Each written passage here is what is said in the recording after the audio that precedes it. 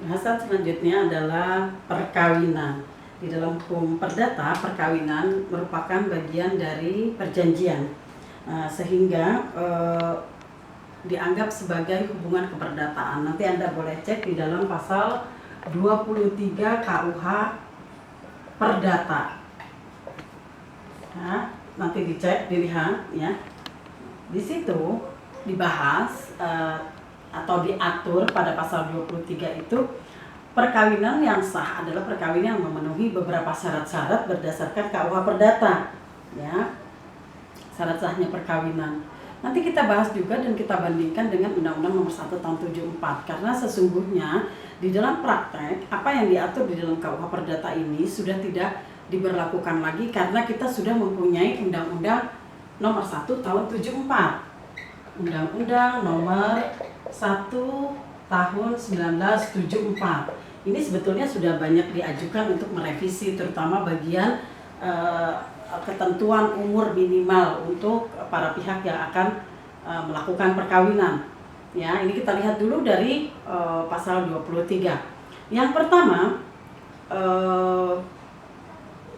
pihak itu salah satu pihak ya, kedua belah pihak laki-laki dan perempuan mempelai begitu ya, setidaknya berumur 18 tahun ya. Kedua belah pihak berumur 18 tahun dan perempuan 15 tahun menurut ketentuan nomor 21 Undang-Undang Nomor 1 Tahun 74. Sedangkan di dalam KUH Perdata ditentukan 21 tahun sesuai dengan tingkat kedewasaan yang ditentukan menurut KUH Perdata. Ya, kita nanti akan mengacu pada laki-laki 18 tahun dan perempuan 15 tahun, yaitu undang-undang nasional. Nah, mengapa ada dualisme semacam itu di dalam peraturan yang kita gunakan? Akan tetapi ini disesuaikan dengan hukum adat dan sisi religius yang memang mewarnai dan menjiwai Undang-Undang Nomor 1 Tahun 74. Nah, latar belakang penentuan 18 tahun untuk mempelai laki-laki adalah karena di usia itulah laki-laki akil balik pada umumnya, dan perempuan usia 15 tahun itulah akil balik ya, karena memang sumber hukum perkawinan dalam Undang-Undang Nomor 1 Tahun 74 adalah sila pertama, ketuhanan yang Maha Esa. Jadi berdasarkan agama mayoritas di Indonesia. Kemudian harus ada persetujuan dari kedua belah pihak. Ya, ini ada di KUH Perdata maupun di Undang-Undang Nomor 1 Tahun 74. Kemudian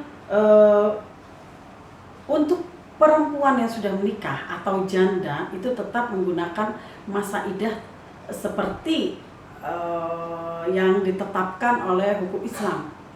Ya, ada masa tunggu ya setelah perkawinan yang pertama putus. Ya, kalau di dalam KUH Perdata itu lebih panjang lagi, 300 hari. Ya, 300 hari itu hampir 1 tahun. Ya. Nah, kemudian untuk yang masih di bawah umur harus ada izin dari wali atau orang tuanya. Ini untuk mengakomodir dalam hukum adat yang pada masa tahun 1974 itu banyak juga perkawinan anak-anak dan kawin gantung istilahnya dalam hukum adat. Itu nanti ada pembahasan tersendiri dalam hukum adat ya. Nah, karena Undang-Undang Nomor 1 Tahun 74 bersumber dari hukum adat dan hukum Islam, maka ini menjadi ketentuan yang kita gunakan di dalam praktek. Ya, ini juga yang menjadi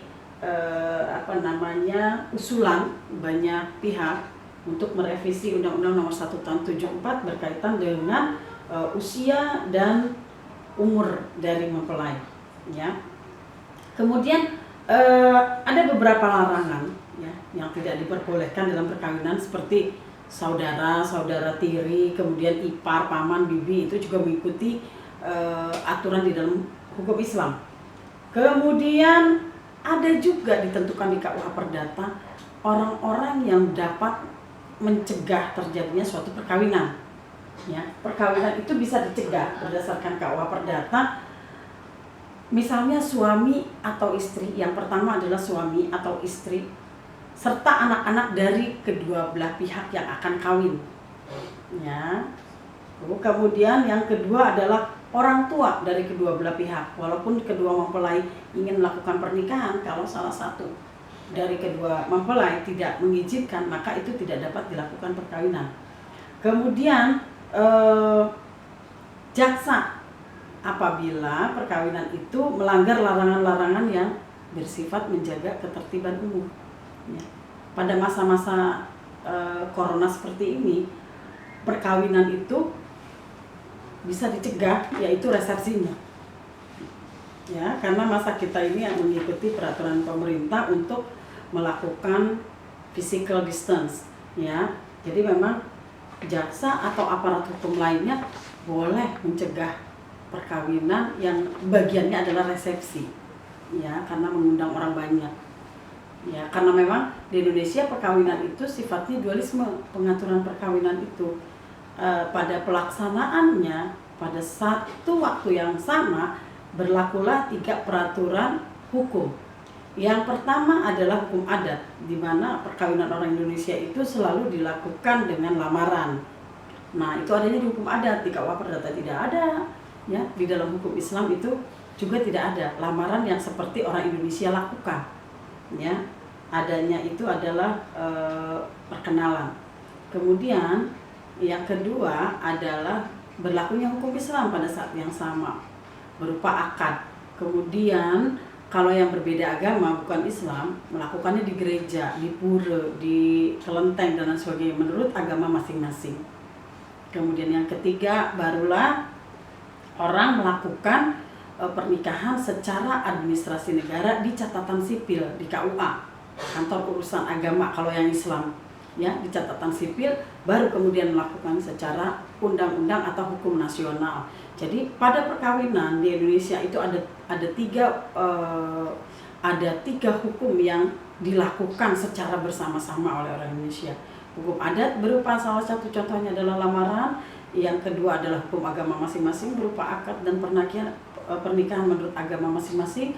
Kemudian yang ketiga barulah hukum administrasi negara melalui catatan sipil dan KUA. Ya, ini yang terjadi di Indonesia, ada dualisme perkawinan, ya, dalam hukum perkawinan, dan itu dilaksanakan bersama-sama. Ya, sulit sekali untuk disertakan di dalam KUA Perdata karena ada hal-hal yang tidak cocok. Nah, di dalam KUA Perdata, perkawinan itu adalah hubungan perdata, jadi suatu perjanjian. Ya, yang kedua, perkawinan itu adalah monogami di pasal 27 KUH Perdata. Jadi tidak ada poligami, walaupun orang Indonesia banyak melakukan poligami. Ya. Kemudian perkawinan adalah persetujuan bebas, itu di dalam KUH Perdata. Makanya kalau orang-orang barat itu bisa menikah hanya berdua saja datangnya. Ya, berbeda dengan yang tadi saya sampaikan sebelumnya. Harus atas persetujuan kedua orang tua. Karena di Indonesia perkawinan itu perkawinan dua keluarga besar, bukan pernikahan seperti di dalam KUH Perdata, hanya dua belah pihak. Ya. Ya. Kemudian perkawinan sah bila memenuhi syarat yang ada di dalam undang-undang. Itu yang disampaikan di dalam KUH Perdata. Nah, oleh karena itu nanti silahkan dikomparasikan, dibandingkan antara Undang-Undang Perkawinan Nomor 1 Tahun 74 dengan KUH Perdata. Yang pasti kita tidak menggunakan orang Indonesia pada masa kini tidak menggunakan KUH Perdata sebagai sumber hukum di dalam perkawinan. Ini kita bahas sebagai bagian dari ilmu pengetahuan, ya. Jadi membuktikan bahwa tidak benar kita atau orang Indonesia itu selalu menggunakan peraturan-peraturan pada masa kolonial. Sebetulnya tidak. KUH Perdata sudah banyak yang tidak digunakan. Karena apa? Sudah punya undang-undang tersendiri. Bab tentang perkawinan dalam KUH Perdata hanya sebagai suatu kajian dalam kelas-kelas akademik seperti kita. Ya, tidak dilaksanakan di dalam praktek. Ya, karena sudah ada Undang-Undang Nomor 1 Tahun 74 yang menggantikan bab aturan di dalam KUH Perdata. Demikian pembahasan kita untuk perkawinan, nanti kita lanjutkan dengan benda, ya, berikutnya.